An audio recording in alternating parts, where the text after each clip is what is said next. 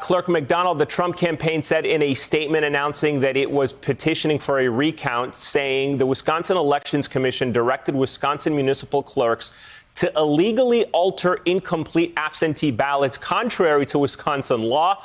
Clerks were instructed that they could rely on their own personal knowledge or unspecified lists or databases at his or her disposal to add in missing information on returned absentee ballots. Set the record straight for us, if I can, sir. Are you aware of any such issues in Dane County? Well, that was the advice we got from the Election Commission. It's a bipartisan body that voted unanimously to say, yes, you can fill in an address of a witness if it's not there, if you contact them.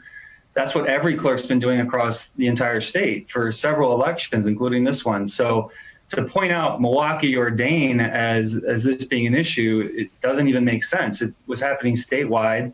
It had broad bipartisan support for years. And it's just another example of things they're making up.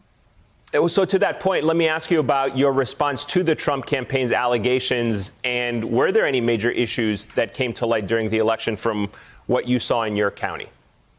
No, this was a very smooth election. I was on election day. I was happy about how unhectic it was, to be honest. And when we went through the canvass, again, no issues at all. So from our perspective, this was a very smooth election.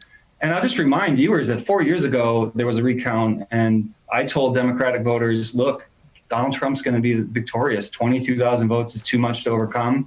We have a clean, effective system, and that's what happened. I think Donald Trump picked up 150 votes statewide.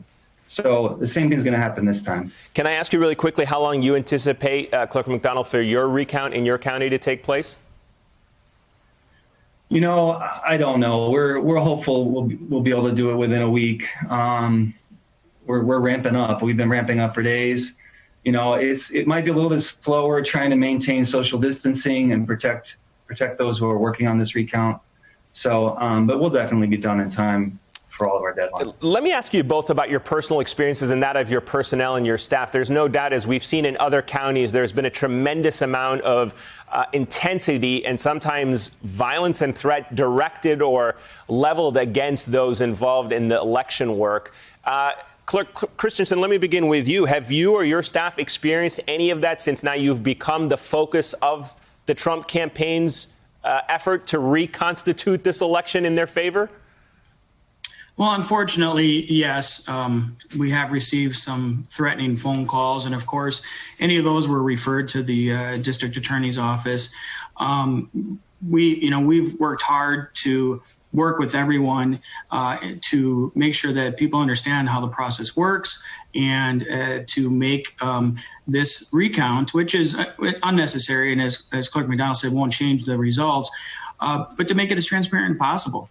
We rented the Wisconsin Center, which is 188,000 square feet, to make sure that my personnel, my staff, and the public are safe.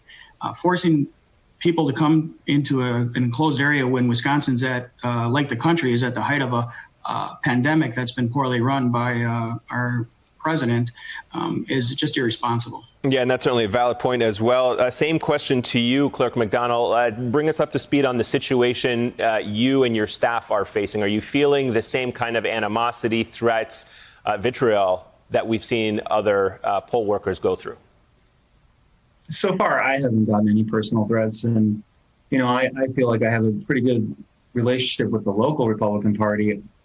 Who knows, that could change. But so far, we haven't received any threats at all. And let me ask you really quickly then, Clerk McDonald, about the sheer volume of misinformation coming from the White House about so-called irregularities. How are you dealing with it?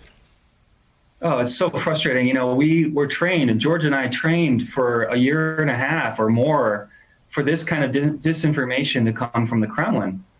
That's what we were trying to figure out, how we're going to try to mitigate that disinformation and point it out.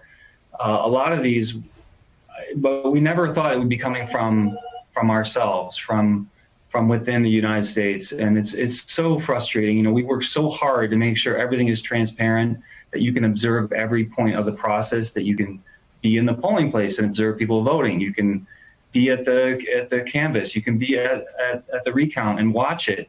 You know, in Dane County, we even publish every ballot image after an election to the web. You can click through every single one. But it's impossible to keep up with the president's Twitter account and how that replicates. So, you know, it's tough on clerks all across the country, but especially in places like Wisconsin. Well, we're certainly appreciative of all the work all of you are doing. George Christensen, Scott McDonald, thank you both for joining us this hour. Hey there, I'm Chris Hayes from MSNBC. Thanks for watching MSNBC on YouTube. If you want to keep up to date with the videos we're putting out, you can click subscribe just below me or click over on this list to see lots of other great videos.